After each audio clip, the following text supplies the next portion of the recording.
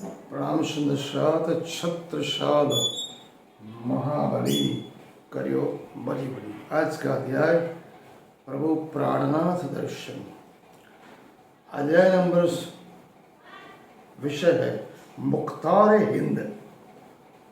दोबारा अरबी और फारसी भाषा में मुख्तार हिंद का मतलब क्या होता है? मुख्तार हिंद का मतलब समग्र हिंदुस्तान, समग्र भारत राष्ट्र का एक ऐसा रक्षक जो पहले मुगल बादशाह को शाहजहां, अकबर, जहांगीर सभी के लिए उपयोग किया जाता था। लेकिन मुख्तार हिंद का असली पवित्र दार्शनिक, धर्म और आध्यात्मिक अर्थ हिंदुस्तान परंपरा में और कुरान मुस्लिम परंपरा में, अरबी और फारसी भाषा में एक ऐसा भारत का शासक जो समग्र स्वतंत्रता का रक्षक हो, मानवता का रक्षक हो, धर्म और आध्यात्म का रक्षक हो, धर्म और आध्यात्म की नई विचारधारा, एक ऐसे नई प्रणाली जिसमें नात जात, ऊंच नीच, रंग, वर्ण, वेश और भाषा का किसी भी प्रकार का अलगाव न हो। एक ऐसा स्वतंत्र विचारक, कार्यधारक, प्रमुख, महाराजा, एक ऐसी स्वतंत्र व्यक्ति जिसको निर्माण अक्षरातीत परब्रह्म खुदा ताला, इमाम मेहदी, supreme truth of God, Guru Nanak, जिसकी बात की भविष्यवाणियां सभी के पुराण ग्रंथ में की गई, चाहे वो हिंदू पक्ष हो, मुस्लिम हो, ईसाई हो, बाइबल। ये मुख्तार हिंद अगर सही मायनों में प्रयोजित किया गया तो केवल और केवल नदारन संप्रदाय, श्री कृष्ण प्रणामी धर्म की समग्र विश्व में आज 7 करोड़ से ज्यादा प्रणामी सुंदरशाद है।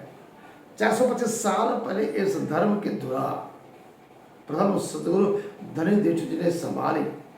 313 आत्मा जागृत हुई। उसके पश्चात उस समय मुगल बादशाह और जब मुगल सल्तनत चरम सीमा पे थी, हिंदुस्तान खतरे में था। हिंदू प्रजा के साथ सभी यवन प्रजाएं, कोई भी जाति पात, सभी खतरे में थे। कब क्या हो का कुछ पता नहीं। उस समय एक ऐसे विचारधारा, स्वतंत्र विचार, दार्शनिक, धर्मगुरु, अध्यात्मवादी पुरुष महामती से प्रेरणा महाराज आए, जो उन्होंने निजानंद संप्रदाय को समग्र विश्व में ही नहीं, समग्र ब्रह्मांड में फैलाया, जिनके लिए नाम उपयुक्त किया गया है मुख्तार हिंद। सुंदरशाद जी, श्री साहब जी मेहरबान। तमाम पवित्र धर्म ग्रंथ, चाहे वो हिंदू पक्ष हो, मुस्लिम हो, ईसाई हो, बाइबल हो, उसमें कहा है अक्षर अक्षर से परे, अक्षरातीत परब्रह्म परमात्मा वो ही हमारे सदगुरु है। क्योंकि सदगुरु परब्रह्म, पूर्णब्रह्म परमात्मा की पहचान करा सकते हैं। सदगुरु समर्पित अनुयायी साधकों, भक्तों और सुंदरशाद को आत्मा का साक्षात्कार करा सकते हैं। जिस तरह से उदाहरण के तौर पर पारस से सोना बन तो सकता है, लेकिन वो सोना जो होता है, गोल्ड होता है, वो पारस कभी नहीं बन सकता। मतलब सूरज वो एक ऐसा दीपक है, मतलब सदगुरु वो एक ऐसा दीपक के समान है। जिस तरह से एक दीपक में से दूसरा दीपक प्रकट होता है और चारों तरफ का अंधकार को दूर करके बहुत बड़ी मात्रा में प्रकाश फैलाते हैं, उसी तरह सच्चे सदगुरु विरल होते, विलक्षण होते, अलौकिक होते, अद्वितीय होते, जो साधक को अपने समान बनाते हैं। सदगुरु धनी देव जी ने स्पष्ट कहा था, परब्रह्म परमात्मा ने जो मुझे ब्रह्म ज्ञान दिया है, जब तक मैं मेरे सुंदरशाद को अपने जैसा बना न लूं, तब तक पिया प्राणनाथ स्वयं कहे, तब तक मैं परम धाम जा नहीं सकता, परधाम जाऊंगा नहीं। कितनी बड़ी बात।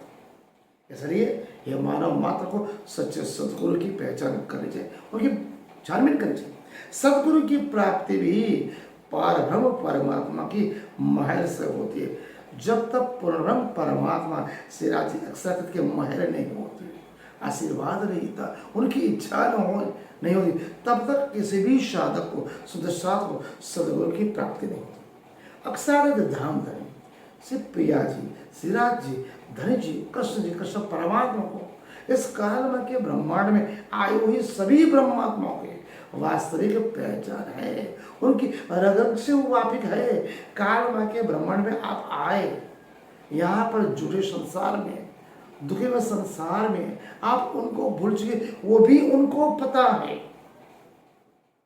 इसलिए हमारे हृदय मन तन आत्मा में अगर हमको सदगुरु मिल जाए, सच्चा सदगुरु मिल जाए, तो तन मन धन सब न्यौछावर के न उसका ज्वलंत दृष्टांत महामति से प्रणा जी महाराज और साथ बुलंद के अंदर महाराज छत्रसाल, जिन्होंने सदगुरु धन जी पूर्ण ब्रह्म परमा से पिया प्रणनाथ के चरणों तले संपूर्ण तन मन धन सब न्यौछावर किन हो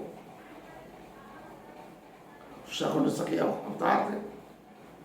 भविष्य पुराण में, माँ स्वतंत्र में, भगवत पुराण में जिनकी आने की बात कही गई, वही पिया प्राणनाथ अक्सर परमात्मा को सदगुरु माना, धनी माना, पारब्रह्म परमात्मा माना, श्री कृष्ण परमात्मा माना और हृदय मन तन आत्मा से संपूर्ण समर्पण कर दिया।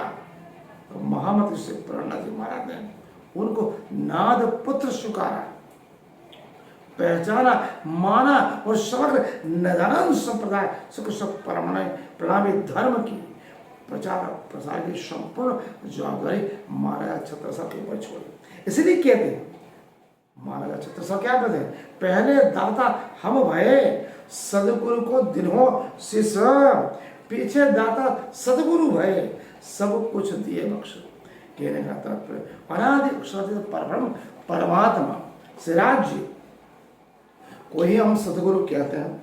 कारण क्या, उनकी शोभा सौदा थी। इस काल में के ब्रह्मा के जिह्वा से उनकी अखंड शोभा का वर्णन हम कर नहीं सकते। सदगुरु को मेहर की अगर कृपा हो जाए तो नेत्रहीन देख सकता है, बहरे मूंगे बोल सकते हैं, सुन सकते, लूला लंगड़ा चल सकता है, कितने पहाड़ों रणों गिरी कंदराओं से पार वो पा सकता है। इस काल में के ब्रह्मांड में ये परम धाम का सुख ले सकता है, सच्चिदानंद परब्रह्म परमात्मा का दर्शन देख सकता है, मिल सकता है। वो सदगुरु की बात कही, इसलिए इस विद्याधन से सदगुरु की वाणी को हमें समझना चाहिए। सदगुरु क्या है, सब परब्रह्म परमात्मा ही सब कुछ करते हैं, वही सदगुरु है। सब कुछ करने वाले ही वो है, सब कुछ वो ही करते हैं। परब्रह्म परमात्मा को धर्मग्रंथों में सच्चिदानंद कहा, सत्य चित्त आनंद, सत्य स्वभाव सामर्थ्यवान अक्षर ब्रह्म एवं स्वम चिदधन चेतन आनंद अंग वो क्या कहते हैं, शक्ति कहते हैं। सामर्थ्यवान अक्षर ब्रह्म जी वो अपरिवर्तनशील है, अद्वितीय है, अलौकिक भी है। इसलिए थोड़ी बात आगे करें तो अक्षर परब्रह्म परमात्मा सिराज सर्वप्रथम अपने दिल में इच्छा जाए कि मेरी आनंद श्यामा महारानी वो मेरा जो सतअंग है अक्षर ब्रह्म, उसकी लीला एवं अक्षर ब्रह्म के हृदय मन में भी ये इच्छा आ जाएगी कि मेरे राज्य और मेरी ब्रह्मांडाएं, मेरी आनंद अंग की जो लीलाएं हैं उसको मुझे दर्शन कराना। इच्छा कैसे जाएगी, परब्रह्म परमात्मा। इसलिए परब्रह्म का सतांग तो आनंद अंग की लीला जाने के लिए सुखिया और अक्षर ब्रह्म के मन में इच्छा उत्पन्न। परम धाम का जो प्रेम संवाद हुआ, 3 बार प्रभु परमात्मा ने मना किया, सखिया माने नहीं, ब्रह्म मैंने माने नहीं, मोह ने माने नहीं, ब्रह्म सृष्टि माने नहीं। वो बोले हमारा प्रेम आपसे ज्यादा है, सर्वश्रेष्ठ, आप तो अकेले हो, आप कुछ नहीं है। इस बात की इसलिए परब्रह्म परमात्मा अक्षर ब्रह्म को आनंद श्यामा महारानी 12,000 ब्रह्म सृष्टिया एवं सम की लीला दिखाने के लिए एक कालमय का ब्रह्मांड रचने के लिए अक्षर ब्रह्म को बोला। इसलिए पारब्रह्म परमात्मा श्रम से आनंद क्षमा महारानी एवं सभी ब्रह्मात्मा को साथ इस कालमय के ब्रह्मांड में मृत्युलोक में या पृथ्वीलोक पे आए। सर्वप्रथम ब्रजमंडल में श्री कृष्ण और सख्य के रूप में आए। इस बात की पहले से सभी धर्म ग्रंथ महाश्व तंत्र भविष्य पुराण गीता भागवत कुरान भागवत सभी में दृष्टांत उदाहरण दे चुके भविष्यवाणी दी थी। 11 वर्ष और 52 दिन की लीला गोकुल लीला, उसके बाद मथुरा लीला, सखियों ने दिव्य अखंड आनंद लिया। उसके पश्चात वृंदावन में श्रम पारब्रह्म परमात्मा बाकी ही बिहारी स्वरूप और सखियों द्वारा अलौकिक तन धारण करके जो लीलाएं की वो आज भी अखंड है। वो अक्षर ब्रह्म के हृदय कमल में संपूर्ण अखंड हो गए। सखियों का मन का जो मानस अभी भी पूरा नहीं हुआ, इसलिए ये कालमय का ब्रह्मांड जागरण का ब्रह्मांड रचा गया है। पार ब्रह्म जो शक्ति जो ब्रज में आई थी वही शक्ति कालांतर में मोहम्मद पैगंबर साहब के रूप में आए, अरब देश में आए। मोहम्मद पैगंबर साहब जब ध्यान में थे, मेडिटेशन में थे, चितवनी में थे, तब उनके महराज हुआ खुदा ताला अल्लाह ताला परमात्मा का 90,000 हर्फ उनको दिए। ये बोला के पहले 30,000 हर्फ आप आयते जाहिर करो ताकि शरीयत सरातुरा नीति नियम सिद्धांत पालन यहाँ की प्रजा करे। बाकी के 30,000 अपने हिसाब से जाहिर करना। जो अंत में जो 30,000 है वो स्वयं मैं आऊंगा आपके जाने के बाद। मोहम्मद पैगंबर स्पष्ट कहा था अपने चेलों को, अनुयायी को, मेरे जाने के हज़रे 990 हुए 9 मास हुए रसूल को जब अर्थात विक्रम संवत 1638 से लेके 1581 तक 814 के दिन पूर्ण परमात्मा से राज्य की आनंद श्यामा जी दिव्य चेतन स्वरूप उमरकोड़ा हाल पाकिस्तान सिंध प्रांत में मधु मेहता और कुंवरबाई के वहां तन धारण किया श्यामा महारानी सुंदरबाई। इस संजोग की बात क्या है? मधु मेहता कुंवरबाई धर्मपरायण थे, 40 वर्ष की आयु हो चुकी थी, कोई पुत्र पुत्री ना था, बहुत व्यग्र थे, बदन के अंदर में निधि। एक बार ऋषि मुनि आए, समग्र गांव में कच्छ में किसी ने भोजन नहीं दिया। मधु मेहता कुंवरबाई ने भोजन कराया। साधु ने बोला समयांतर पे आपके यहाँ एक पुत्र होगा। स्वप्न में कुंवरबाई ने देखा चंद्रमा उनके आया, उनके पेट में समा गया। उन्हें दूसरे दिन बाद मधु मेहता ने ज्ञान ऋषि मुनि को बताया। उन्होंने बोला पारब्रह्म स्वरूप दिव्य शक्ति आपके पत्नी कुंवरबाई की यहाँ कुछ जन्म लेने वाली है, उसका नाम देवचंद्र होगा, जिसकी आने की भविष्यवाणियां सभी धर्म ग्रंथों में की है। कहते हैं जब देवचंद्र छोटे थे तब प्रेतात्माएं भी उनका आशीर्वाद लेके मुक्ति पाने की इच्छा रखते थे। निदान अंग स्वरूप से देवचंद्र महाराज बचपन से निर्मल निर्लेप भाव रखते थे। भौतिक किसी भी चीज वस्तु में उनका मन नहीं रहता था। हर मनुष्य पारब्रह्म परमात्मा के चित्र में लीन रहते थे, हमेशा जिज्ञासा से रहते थे, मैं कौन हूँ, कहाँ से आया हूँ, मेरा धाम कौन है, परमात्मा कौन है, मेरा आने का उद्देश्य क्या है, दुनिया को जिसने बनाया हो परब्रह्म परमात्मा कौन है, सर्जनहार कौन है, विसर्जनहार कौन है, उनका धाम क्या है, स्वरूप क्या, लीला क्या है। दुनिया के भौतिक सुखों की उनको जरा भी पड़ी नहीं, कोई इच्छा ही होती, केवल हृदय मन तन आत्माएं प्राण परब्रह्म परमात्मा की बातें करते, चित्रण करते, दर्शन की अभिलाषा रहती। उसी समय 12 वर्ष की आयु जब कच्छ का उस समय में राजा शादी ब्याह के लिए तलवार जिसको खाड़ा तो लेके जा रहे थे भोज में, उन्होंने जदा देखा कि भुज नगर में कितने बड़े बड़े मंदिर है, साधु जन है, सभी पंथ संप्रदाय के मिलूंगा और पराक्रम की खोज करो। चलते थे, राजा घोड़ेश्वर लेकर चला गया।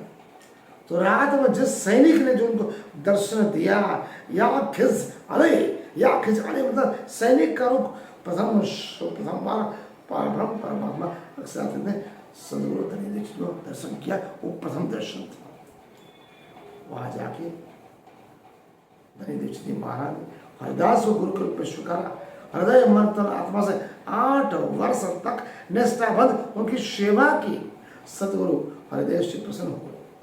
8 वर्ष में एक अखंड गोलक बाल मुकुंद दर्शन हुए, अखंड प्रतिदान के दर्शन हुए।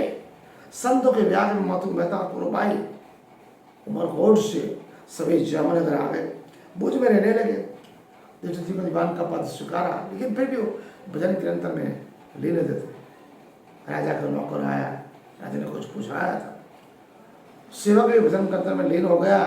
सेवक ने जाके बताया, महाराज देवचित जो भजन कीर्तन में लीन रहते, राजा ने इच्छा जारी कि आप जो भजन कीर्तन परमात्मा का करते हो मुझे सुनाओ। सदगुरु दलित जी महाराज ने बताया, ये अलौकिक रस है, आपको मैं शेष दे नहीं सकता। वो बिना ब्रह्म परमात्मा के इच्छा से मैं भजन कीर्तन क्या चित्त में ध्यान अगर मैं नहीं कर सकता तो मैं आपको कैसे बताऊं। राजा रुष्ट हुए, दबाव लगा, दीक्षित महाराज दीवान पर छोड़ा।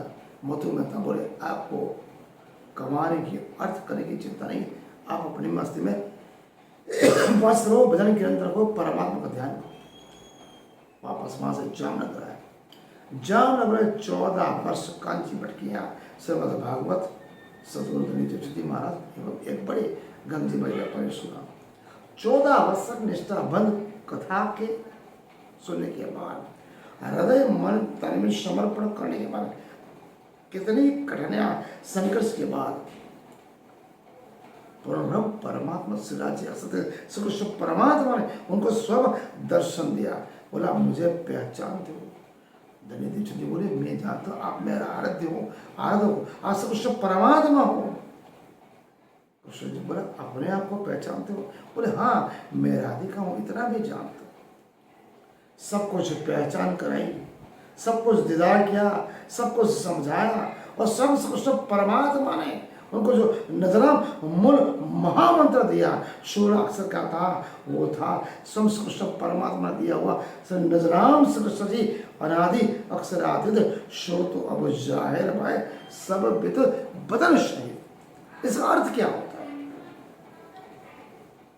नजराम श्री कृष्ण जी अनादि अक्षरातीत श्रोतो अब जाहिर भाई सब बित बदन शहीद। इसका अर्थ होता है एक क्षर रूपी ब्रह्मांड अपरिवर्तनशील है। ब्रह्मांड में 14 लोक है, अतल, वितल, शुतल, महातल, रसातल, तलातल, पाताल, पृथ्वी, भूलोक, स्वर्ग, महलोक, जललोक, तपलोक, सतलोक, ये 14 लोक है।